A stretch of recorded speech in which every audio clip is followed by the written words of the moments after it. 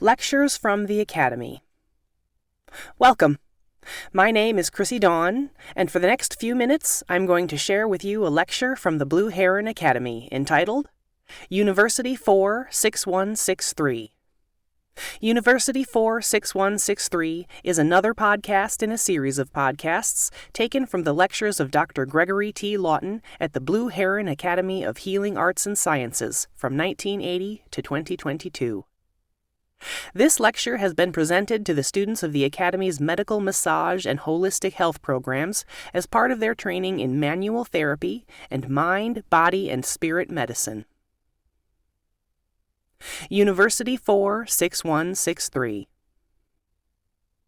The following story deviates a bit from the focus of many of my other conversations with you, but it does provide background information on the historic persecution of practitioners of natural medicine in the United States.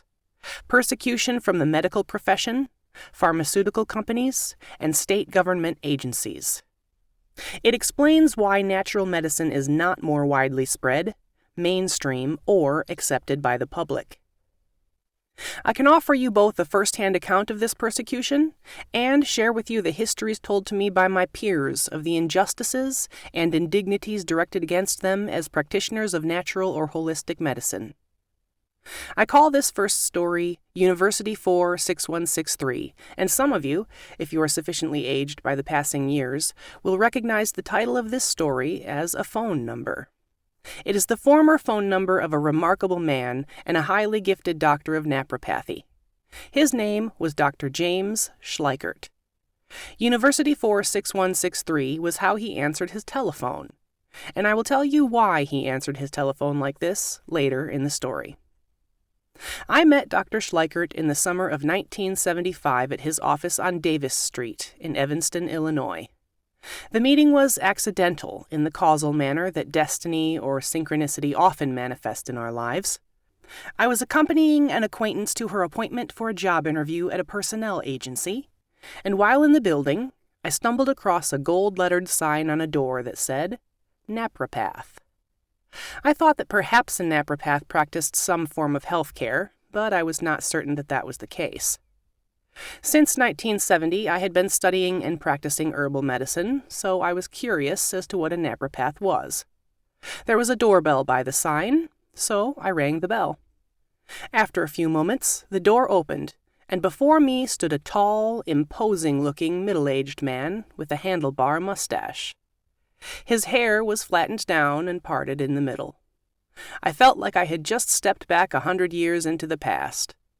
Of course, this is a case of the pot calling the kettle black, since at that time I was sporting a ZZ-top beard and hair down to my shoulders. In fact, although years younger than the man standing before me, I looked a decade older. "What is a napropath?" I blurted out. He looked mildly amused as he politely explained that naturopathy was a form of health care that combined diet, herbal medicine, and manual therapy. When he finished his explanation, I asked him if I could make an appointment. That chance encounter began my relationship with the remarkable Dr. Schleichert, who was to become my mentor, teacher, and partner for several years in practice. Dr. Schleichert was the sole remnant of what had been a thriving group practice. His former partners practiced naturopathy until they died, which naturopaths are wont to do. He was the inheritor of a 60-year-old naturopathic practice that had survived 2 world wars and the Great Depression. Some of you may be aware that alternative, natural, or holistic medicine, whatever you want to call it, has suffered terrible persecution at the hands of the medical profession. Dr. Harvey Hofmeister, the original founder of this naturopathic practice, was arrested in the 1950s for practicing medicine without a license when he prescribed the use of distilled water as part of a treatment for kidney stones. This became a problem because his patient was an undercover investigator for the state of Illinois who was out to arrest him for practicing allopathic medicine without a license. Dr. Hofmeister was arrested in his office, in front of his patients, and hauled off to a jail in a paddy wagon where he was fingerprinted, photographed, given a pair of pajamas, and jailed. This persecution, especially bad during the 1950s and through the 1970s, was the result of legislative lobbying by the American Medical Association and pharmaceutical companies in every state in the United States. Their purpose was to outlaw and shut down the practice of holistic and alternative medicine. The AMA, their lobbyists, and their friends in state legislatures were successful in shutting down most of the colleges and universities for herbal and natural medicine, and outlawing the practice of natural medicine in most every state. They then waged a highly successful campaign to characterize anyone who was not an allopathic medical physician, anyone practicing a different form of healthcare like naprapathy, naturopathy, or chiropractic, as a fraud, quack, and charlatan. This campaign included inserting into the health sections of high school textbooks anti-natural medicine propaganda, demonizing natural medicine and its practitioners. The AMA went to the extreme action of forbidding their members to socialize with chiropractors, naturopaths, or naprapaths. The answer to why Dr. Schleichert answered his telephone with his phone number, University 46163, is because he could not answer it, Dr. Schleichert, without the risk of attracting undue attention from state investigators, and perhaps being arrested, charged, tried, and convicted. If you wonder why there aren't more competent doctors or practitioners of natural medicine in the United States, or better colleges and universities for their training, you now have the answer.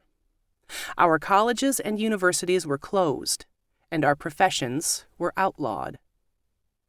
At the time that I met Dr. James Schleichert, I was planning to enter the physical therapy program at Northwestern University in Evanston, Illinois.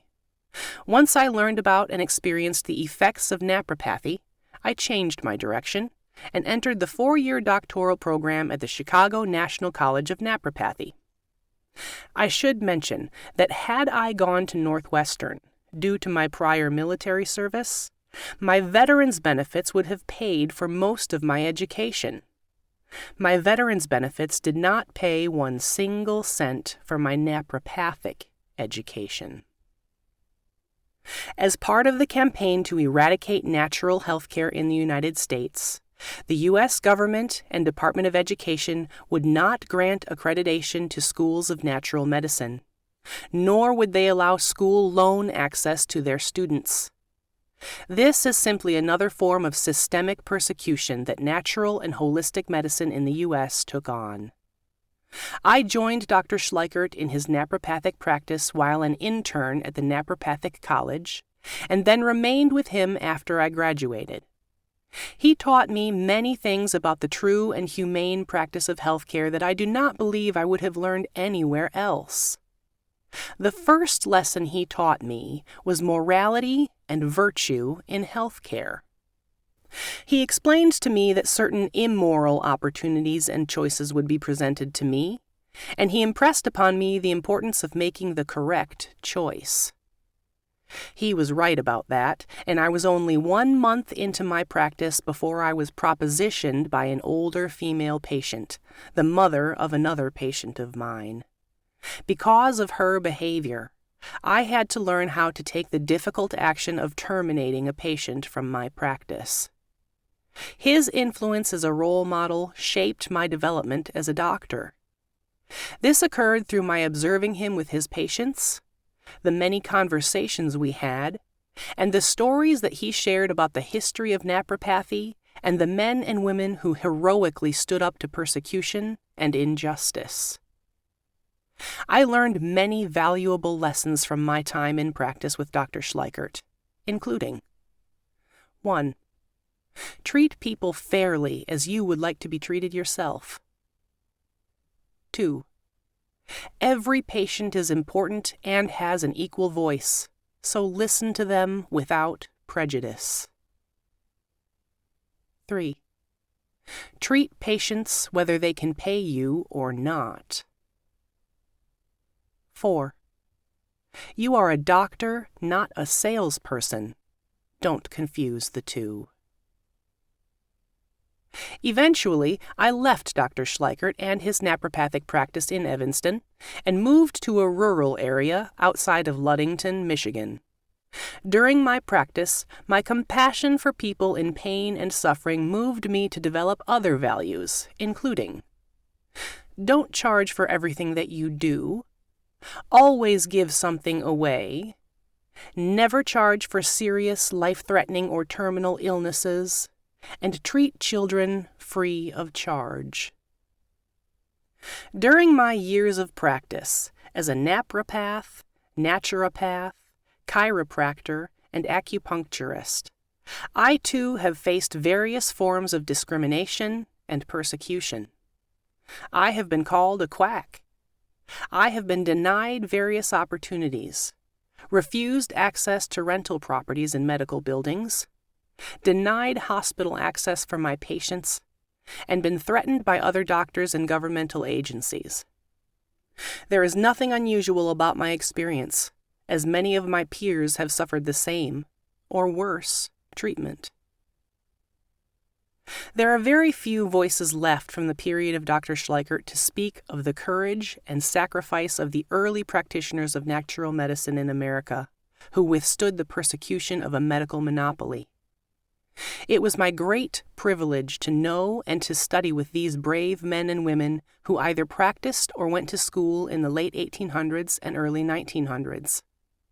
As unlikely as it seems, I am a bridge between two centuries. The golden age of natural medicine in the U.S., the 1800s, and practitioners who practiced natural medicine from the early to late 1900s into the 21st century. I can tell you that these doctors practiced in quiet dignity. They did not achieve wealth. They did not drive expensive cars or live in big houses in the better part of town. They did not become millionaires at their patients' expense.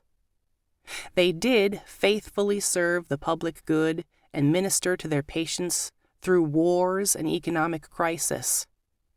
They practiced through their own illness and infirmity and until they died, mostly from old age, unrecognized and forgotten.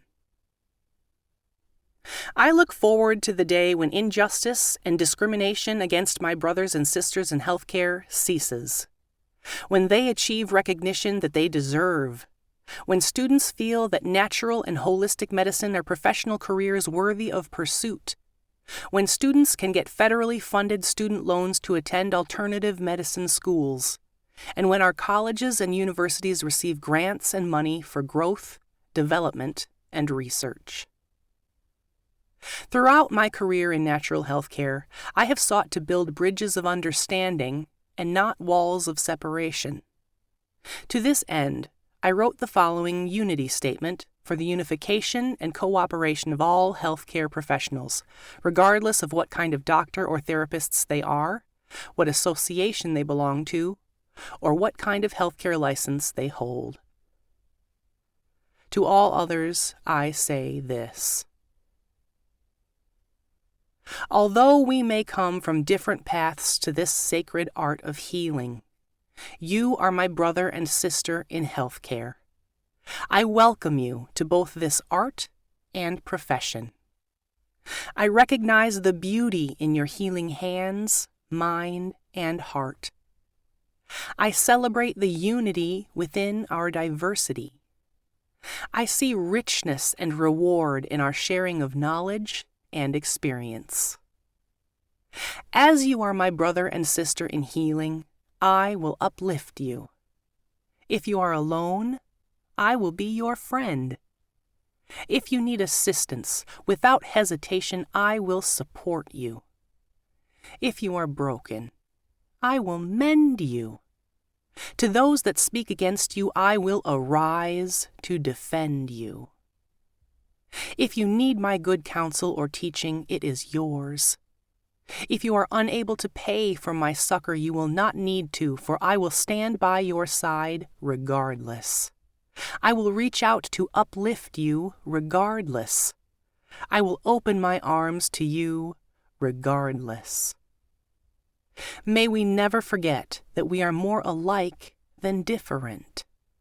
May we always recognize our most vital bond through the healing arts and sciences. May we always realize that if there is a time for healing, it is now, and it is always. For if the healers are not reconciled among themselves, from where will healing come? This has been your narrator, Chrissy Dawn, and it has been my privilege to share this lecture and podcast with you. I hope you will continue to listen to our lectures from the Academy podcast series. Until next time, stay healthy.